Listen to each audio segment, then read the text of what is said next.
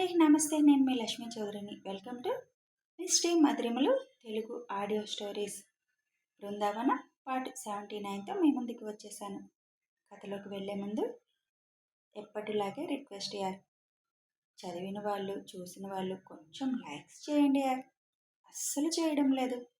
ఇక కథలోకి వెళ్ళిపోదాం. బస్ సిటీలోకి ఎంటర్ అయినప్పుడే పద్మిని వాళ్ళ ఇంటికి, రాగిణ్ణి వాళ్ళ ఇంటికి పంపించేశాడు శివ్. ఇద్దరు స్పృహలో లేరు. సెక్యూరిటీ మోసుకు వెళ్ళి ఇంట్లో పడేసి వస్తారు. విజయ గారు రుక్మిణి ముందు ఇంట్లోకి వెళ్ళిపోయి శాంత సహాయంతో ఎర్రనీళ్లు రెడీ చేసి గుమ్మంలోకి వచ్చిన కొత్త జంటికి ముందు దిష్టి తీసేస్తారు. తర్వాత గుమ్మడికాయతో దిష్టి తీసేసి అప్పుడు ఇంట్లోకి వెళ్ళమని చెప్పారు విజయ గారు. ఆహా, అలా ఊరికి నేను వెళ్ళనిస్తామా? ఇక్కడ ఇంతమంది ఉన్న ఆడపిల్లలు అని పేర్లు చెప్పండి ఇద్దరు అని అంటుంది శ్రీ. పేర్లు ఒకటి చెప్పి రావడం కాదు, మా ఆడపిల్లలందరికీ గట్టి కానుకలు కూడా ఇవ్వాలి అని అంటుంది శ్రావణి. మా పేర్లు మీకు తెలీదా ఏంటి ఇప్పుడు కొత్తగా చెప్పడానికి అని అడుగుతాడు అన్వేష్ నవ్వుతూ. అన్నా, నీకు ఈ మధ్య మాటలు బాగా ఎక్కువయ్యాయి. వదిన పక్కనుండేసరికి నీకు బాగా హుషారు కూడా వచ్చేసింది అని అంటుంది అన్వి. అత్త, ఇప్పుడు వీళ్ళని ఎందుకు బయట నిలబెట్టారు అని అడుగుతుంది ఆషి. వాళ్ళు పేర్లు చెప్పి లోపలికి రావాలరా బంగారం అని చెబుతుంది శ్రీ. పాపాయి పిన్ని పేర్లు మనకి తెలుసు కదా, వాళ్ళు చెప్పేదేముంది అని అంటుంది ఆషి. అది కాదు బంగారం, కొత్తగా పెళ్ళైన వాళ్ళు వాళ్ళ పేరుతో పాటు వాళ్ళ పార్ట్నర్ పేరు కూడా చెప్పి లోపలికి రావాలన్నమాట అని చెబుతుంది అన్వి. ఓ అంటేనా బాబాయ్, నువ్వు తొందరగా చెప్పేశాయి పిన్ని పేరు అని అంటాడు ఆయు. అప్పుడే శివ్ రిసెప్షన్కి సంబంధించి నాయక్తో మాట్లాడి లోపలికి రావడానికి వచ్చేసరికి గుమ్మం దగ్గర వీళ్ళ హంగామా ఉంటుంది. ఇంకా అవలేదా మీ హడావుడి అని అడుగుతాడు శివ్. చూడన్నయ్య, పేర్లు చెప్పమనంటే మీకు తెలుసు కదా అని అంటున్నాడు అన్వేష్ అన్న అని కంప్లైంట్ చేస్తుంది అన్వి. నాకు కొద్దిగా దారిస్తే నేను లోపలికి వెళ్ళిపోతాను అని అడుగుతాడు శివ్ నవ్వుతూ. అన్వేష్ కొద్దిగా పక్కకు తప్పుకోగానే శివ్ లోపలికి వచ్చేస్తాడు. తొందరగా కానివ్వండిరా పిల్లలు, అలా బయట ఎంతసేపు నుంచొని ఉంటారు అని అరుస్తారు రాజ్యం గారు. మాదేం లేదు, నీ మనవడు మనవరాలు పేరు చెప్తే వెంటనే వదిలేస్తాం అని అంటుంది శ్రావణి. బాబాయ్, మనం ఇంతసేపు ఆలస్యం చేయకూడదు, తొందరగా చెప్పు అని ఆయు అంటాడు. నేను డాక్టర్ అన్వేష్, నా భార్య మిసెస్ అమృతాన్వేష్తో వచ్చాం, మమ్మల్ని లోపలికి రానివ్వండి చెల్లెమ్మలు అని నవ్వుతూ చెబుతాడు అన్వేష్. ఇప్పుడు వదిన గారు మీరు చెప్పండి అని అంటుంది అన్వి. నేను మిసెస్ అమృతాన్వేష్, నా భర్త డాక్టర్ అన్వేష్తో వచ్చాను అని చెబుతుంది. ఇద్దరికి హారతిచ్చి ఆడపిల్లలందరూ మా కట్నాలు ఇవ్వండి అని అడుగుతారు. అప్పటికే స్నేహతో రూమ్లో ఉన్నవన్నీ తెప్పిస్తాడు అన్వేష్. అందరికీ వాళ్ళవి వాళ్ళకి ఇస్తుంటే మేమేదో సరదాగా అన్నాం, మీరేంటి నిజంగానే ఇస్తున్నారని ఆశ్చర్యపోతారు శ్రావణి వాళ్ళు. సరదాగా అనడం ఏంటి, మా ఆడపిల్లలకు మేము ఇవ్వాలని ఎప్పుడో తీసుకున్నాం అని అంటాడు అన్వేష్. థ్యాంక్ యూ అని ఇద్దరు లోపలికి రావడానికి దారిస్తారు. అందరూ అన్వేష్ చేతిని పట్టుకొని బృందావనంలోకి కుడికాలు పెట్టి సంతోషంగా అడుగు పెడుతుంది అమృత. నా వల్ల ఈ కుటుంబానికి ఎలాంటి బాధ నష్టం కలగకుండా చూడు స్వామి అని కోరుకుంటూ బృందావనంలోకి రెండో కోడలిగా అడుగుపెట్టింది అమృత. అప్పటికే తెల్లవారు 8 అయిపోవడంతో పాసిమొహాలతో ఎందుకని, అమృత స్నానం చేసి రామ్మా, దీపం పెడదు కానీ అని స్నేహ తనని గెస్ట్ రూమ్కి తీసుకెళ్లి ప్రస్తుతం అని చెబుతారు విజయ్ గారు. వాణి నరసింహ గారు వచ్చిన వాళ్ళ బంధువులందరికీ టిఫిన్ ఏర్పాట్లు చూస్తున్నారు. రిసెప్షన్ రథం ఉంది కాబట్టి వాణిగారి అమ్మగారు వాళ్ళ అన్నయ్య వాళ్ళు అందరూ బృందావనంలోనే ఉండిపోతున్నారు ఈ 2 రోజులు. అమృత వచ్చేలోపు మీరు కూడా అందరూ స్నానాలు చేసి రండి అని చెప్పి అందరినీ పంపిస్తారు విజయ గారు రుక్మిణి. శివ్ పైకి వెళ్ళడంతో రెస్ట్లెస్గా ఉండడంతో బెడ్ మీద వాలుతాడు. శివ్ వెనకే వచ్చిన ఐష్ శివ్ అలా పడుకోగానే బెడ్ దగ్గరికి వచ్చి, కన్నా కొద్దిగా టిఫిన్ తినేసి పడుకో, ఇంకా డిస్టర్బ్ చేయం అని అంటుంది. నో బుజ్జి, నన్ను ఒక 2 గంటలు డిస్టర్బ్ చేయొద్దు. చాలా టైర్డ్గా ఉంది అని అంటాడు. శివ్ పక్కనే కూర్చొని తలంతా మర్దన చేస్తున్నట్టుగా చేస్తుంది ఐషు. హెడేక్ ఏం లేదురా, నిద్ర బాగా వస్తుంది. నిద్ర లేదు కదా, ఒక 2 గంటలు పడుకుంటే సెట్ అయిపోతుంది. ఇప్పుడేం పని లేదు కదా నాతోటి అని అడుగుతాడు. ఇవాళంతా ఏం పని లేదు, అందుకే తినేసి పడుకుంటే ఒక 5 గంటల వరకు నిన్ను లేపం. ఇప్పుడు తినే ఇంట్రెస్ట్ లేదురా, కాసేపు పడుకుంటే తప్ప ఏం తినలేను. నువ్వు వెళ్ళి ఫ్రెష్ అయ్యి కిందకి వెళ్ళి ఏదో పనులుంటాయిగా. హా కన్నా, వెళ్తాను అని శివ్ నుదురు మీద ముద్దు పెట్టి వాష్రూమ్కి వెళ్ళిపోతుంది. శివ్కి వెంటనే నిద్ర పట్టేస్తుంది. స్నేహ సాయంతో జడ మొత్తం తీయించుకొని శుభ్రంగా స్నానం చేసి వస్తుంది అమృత. ఈలోపే అన్వేష్ స్నానం చేసి కిందకొచ్చేస్తాడు. గబగబా తడితల తుడుచుకొని తలకి చిన్న క్లిప్పు పెట్టుకొని బయటికి వస్తుంది అమృత. అప్పుడే స్నానం చేసి ఏ మేకప్ లేకుండా సింపుల్గా లైట్ వెయిట్ చీర కట్టుకొని వస్తున్న తన చెలి మీద చూపులు నిలిపేశాడు అన్వేష్. మైక్ అన్వేష్ పక్కన చేరి, మా చెల్లి చాలా అందంగా ఉంది కదూ అని అడుగుతాడు. అన్వేష్ చిన్నగా నవ్వుకుంటూ తల పక్కకి తిప్పుకుంటాడు. ఏం పర్లేదు, ఇప్పుడు లైసెన్స్ కూడా వచ్చేసింది, నీకు నచ్చినంతసేపు చూసుకోవచ్చు అంటాడు మైక్ నవ్వుతూ. నువ్వు మా రోజుని చూసుకుంటున్నట్ట అంటాడు అన్వేష్. అదే కదా నాకు అర్థం కాదు, రోజు చూసే మొహాలే కదా, అయినా కూడా వాళ్ళని చూడాలి అనిపిస్తుంది, ఎందుకంటావు అని అడుగుతాడు మైక్. అదే మ్యాజిక్, ఆడవాళ్ళల్లో ఉండే మ్యాజిక్, మనల్ని ఆకర్షిస్తూనే ఉంటారు అని చెబుతాడు కిరణ్.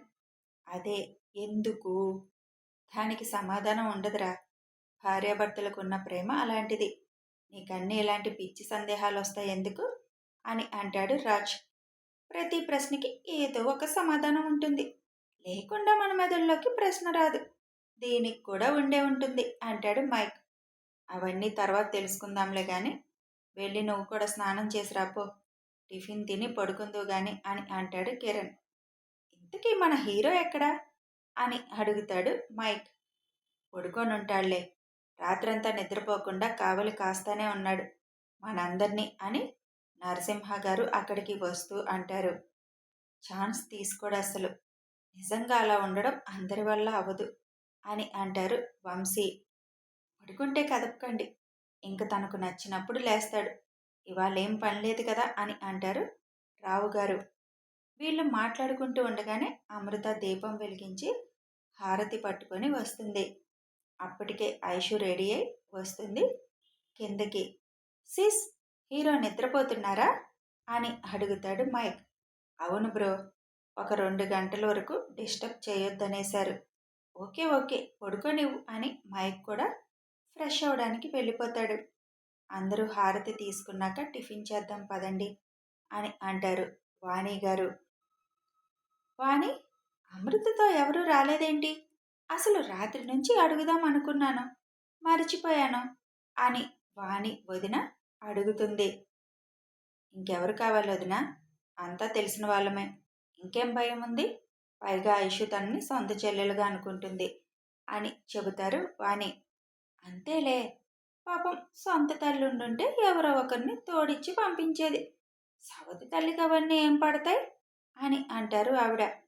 ఎవరొచ్చినా చేసేదేముంది పిన్ని గారు, కూర్చోవడం తప్ప, అమృత జీవితాంతం ఉండేది మాతో, ఎవరైనా తోడొస్తే ఉండేది 2 రోజులేగా, తర్వాతైనా తనే ఉండాలిగా, అదేదో ఇప్పుడే ఉంటుంది, ఇక తను ఉండాల్సిన ఇల్లు ఇదైనప్పుడు తనకొకరు తోడుండాల్సిన అవసరం ఏముంది అని అంటుంది ఐషు. అది నిజమేలే అని ఇంకా కామ్ అయిపోతుంది సదరు వదిన. అత్తయ్య, నేనేదైనా స్వీట్ చేయనా అని అడుగుతుంది అమృత. చెయ్యమ్మా, పర్మిషన్ అడగాల్సిన అవసరం ఏమీ లేదు, ఇక నుంచి ఇది నీ ఇల్లు, నీకెలా ఉండాలనిపిస్తే అలా ఉండు అని చెబుతారు విజయ గారు. థ్యాంక్స్ అత్తయ్య అనుకుంటూ కిచెన్లోకి వెళ్తుంది అమృత. ఇంటికి చేరిన గంటకి పద్మినికి స్పృహ వస్తుంది. తను ఎక్కడుందో చూసుకొని సైలెంట్గా లేచి బయటకు వస్తుంది. బయటే అందరూ కూర్చొని ఉంటారు.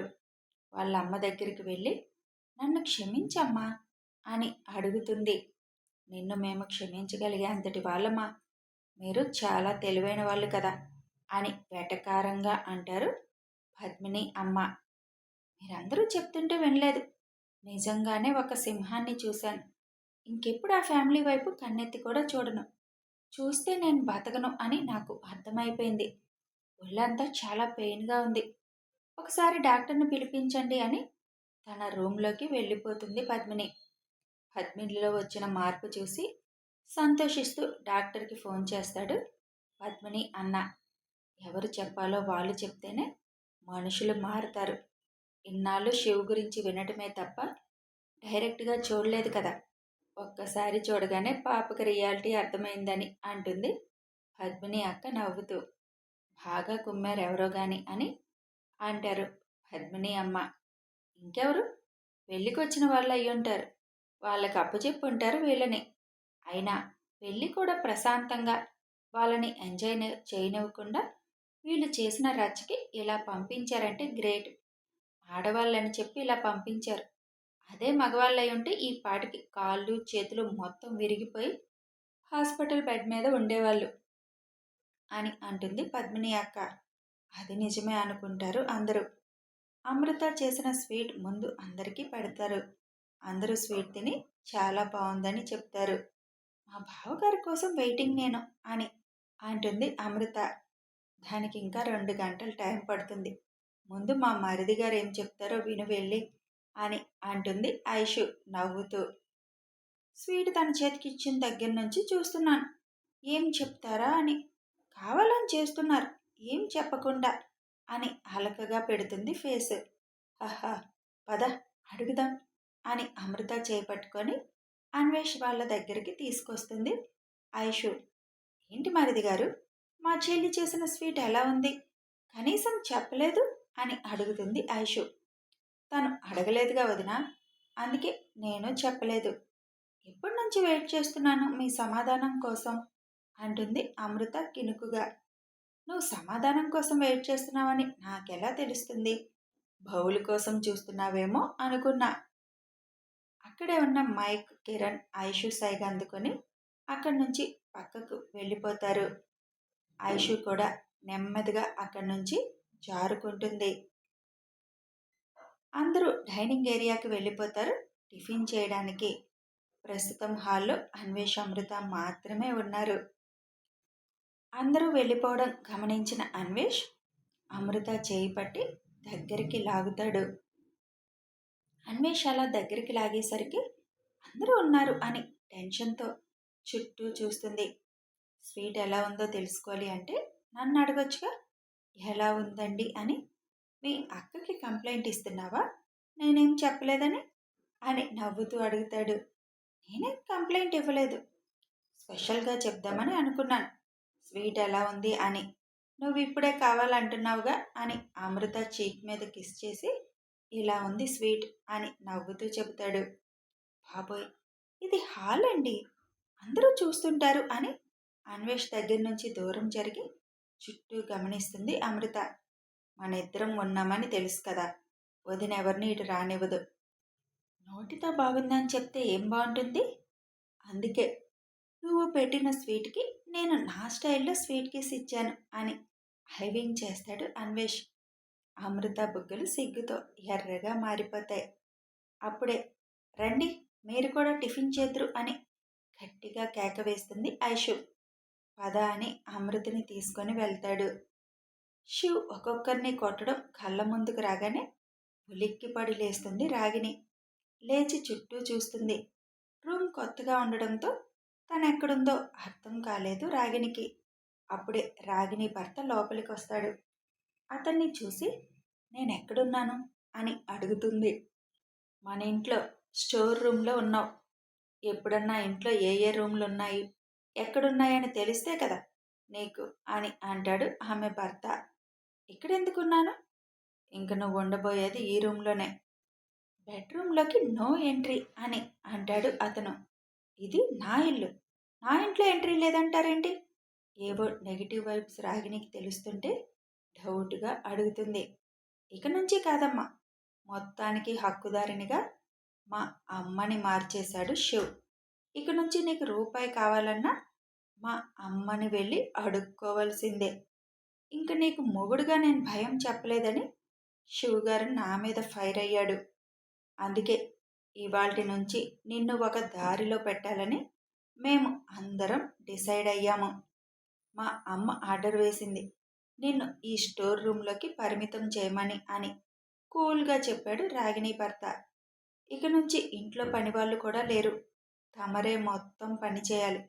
ఈ రోజుకి నీ ఒంటి మీద ఉన్న దెబ్బలకి మా అమ్మ నిన్ను వదిలేసింది. రేపటి నుంచి మాత్రం ఈ లిస్టులో ఉన్నట్టు పని చేయాలి. అప్పుడే నీకు తిండి దొరుకుతుంది. లేదంటే తిండి కూడా దొరకదు.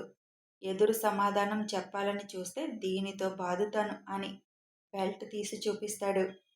ఇదంతా షివ్ చేసిందే అని రాగిణికి క్లియర్గా అర్థమైంది.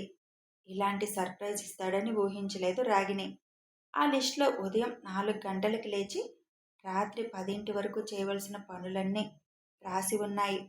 అవన్నీ చూడగానే మళ్ళీ స్పృహ తప్పి పడిపోతుంది రాగిణి. కథ కొనసాగుతుంది. రాగిణికి ఇంకా పనిష్మెంట్ స్టార్ట్ అయిపోయింది. పద్మిని పాపకి జ్ఞానోదయమైంది. నెక్స్ట్ ఎవరో తెలియాలి అంటే కథని ఫాలో అయిపోండి. వీడియో నచ్చితే ఒక లైక్ చేయండి, షేర్ చేయండి, కామెంట్స్ రూపంలో మీ అభిప్రాయం తెలియజేయండి. సబ్స్క్రైబ్ చేసుకొని ఛానల్ సపోర్ట్ చేయండి. Thanks for watching.